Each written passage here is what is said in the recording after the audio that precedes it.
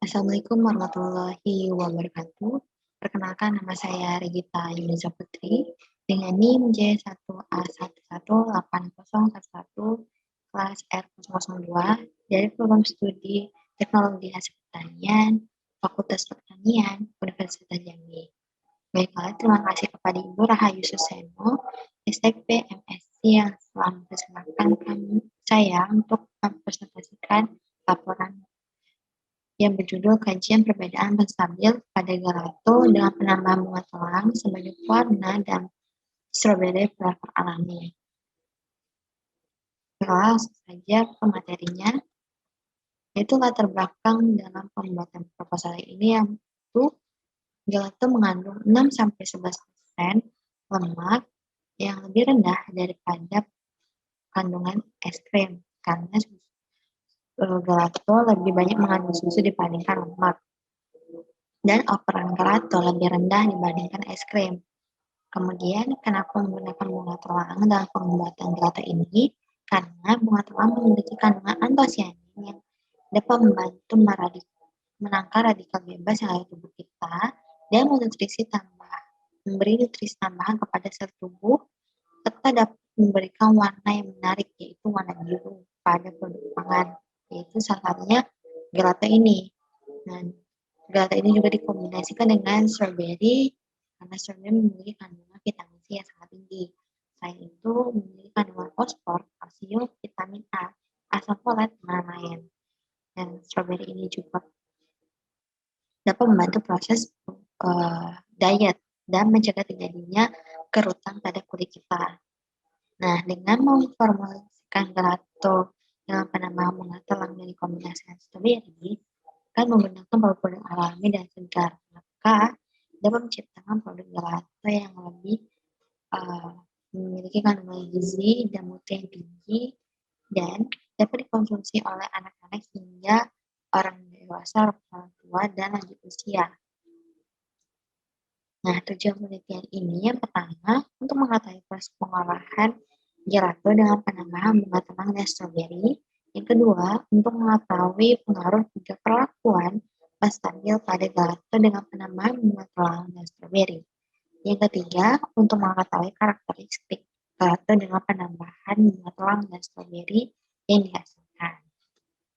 Selanjutnya, manfaat dari penelitian. Yang pertama, bagi mahasiswa dapat menjadi informasi penerapan ide atau inovasi yang baru dalam penelitian produk pangan. Yang kedua, bagi masyarakat dapat sebagai informasi makanan ringan yang bergizi dan sehat serta aman untuk dikonsumsi. Yang terakhir, itu bagi pemerintah sebagai referensi makanan atau produk pangan sehingga dapat dikembangkan lagi pengujiannya atau penelitian yang berlanjut dalam pembuatan gelato dengan bahan ini. Nah, berikut alat dan bahan yang digunakan. Alat-alat yang digunakan ada mixer, mangkok, panci, kompor, spatula, sendok, garpu, loyang, scoop es krim, dan lain-lain. Sedangkan bahan-bahan yang disiapkan ada susu full cream 750 mg, 2 butir kuning telur 160 gram, gula pasir 0,6 gram, garam 12 gram, tepung maizena 2 gram bubuk vanili, 4 gram CNC, 4 gram agar-agar bubuk putih 7,5 gram, bunga telang kering, dan 9 butir buah stroberi. Nah, rancangan percobaan digunakan dalam pembuatan gelato ini menggunakan rancangan acak kelompok atau rak dengan 3 perlakuan penstabil dengan 15 kebolehan. Nah, perlakuan yang dilakukan yang pertama adalah 0% sebagai kontrol, jadi tidak menggunakan stabil sama sekali. Yang kedua, menggunakan CMC 0,5%. Dan yang terakhir, menggunakan agar-agar 0,5%. Nah, selanjutnya merupakan metode pembuatan gelato dengan penambahan bunga telang dan stroberi. Yang pertama yang harus dilakukan itu dihomogenkan 2 butir kuning telur dan ditambahkan 160 gram gula pasir dan dikocok hingga mengembang dan berubah warna menjadi kuning keputihan hingga pucat. Lalu setelah jadi disisihkan. Nah, kemudian kita buat adonan selanjutnya, yaitu 750 gram susu full cream, ditambah 12 gram tepung maizena, dan ditambahkan 2 gram bubuk vanili. Diratakan hingga rata sampai tidak ada gumpalan. Setelah itu adonan susu ini dihangatkan, cukup dihangatkan saja dengan api kecil selama 1 menit untuk menghangatkan saja, tidak sampai mendidih. Kemudian adonan susu tadi yang sudah dimasak diangkat, kemudian ditambahkan 0,6 gram garam, diaduk hingga rata. Nah, untuk yang tidak menggunakan stabil bisa di skip untuk penambahan stabil. Nah, untuk yang perlakuan menggunakan CMC dan agar-agar itu tambahkan 4 gram masing-masing stabilnya. Terus diratakan, kemudian sudah rata, adonan telur dan adonan susu disatukan atau dicampurkan hingga menyatu dengan sedikit demi sedikit supaya adonan telur tadi tidak matang. Kemudian ditambahkan 7,5 gram bunga telang yang kering sampai berubah warna menjadi agak sedikit kebiruan. Setelah itu dipanaskan selama 15 menit dengan api kecil hingga mengental. Setelah mengental, didinginkan dan diangkat, terus disaring supaya untuk memisahkan dari bunga telang yang sudah digunakan tadi. Terus selanjutnya dipindahkan ke dalam loyang dan dibuka selama 1 jam di freezer. Setelah beku, diaduk kembali adonan gelato tadi supaya membentuk tekstur yang lembut. Tapi gelato ini tidak akan mengembangkannya, hanya untuk membentuk tekstur yang lembut saja. Setelah hancur, kemudian dihancurkan 9 butir stroberi dengan garpu.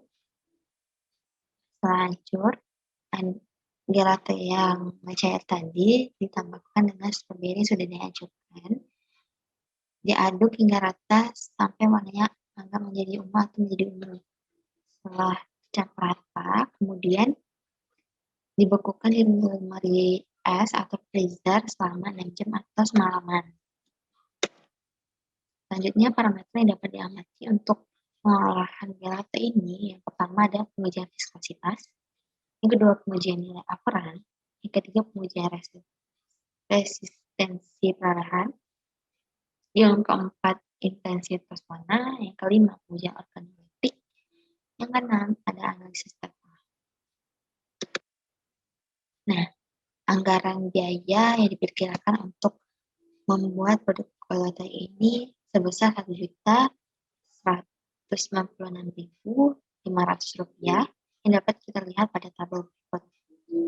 Nah, biaya tersebut dapat didapatkan dengan adanya perangkap yang diperlukan, bahan habis pakai, biaya transportasi.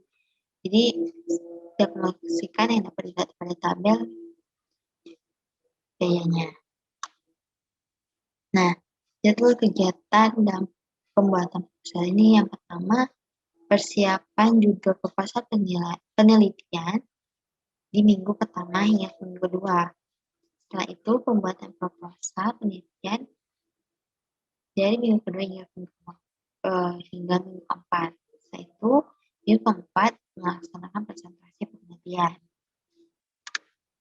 Terima kasih atas perhatiannya. Semoga presentasi kali ini dapat bermanfaat bagi kalian. Mohon maaf jika terdapat kekurangan dari proposal atau presentasi saya.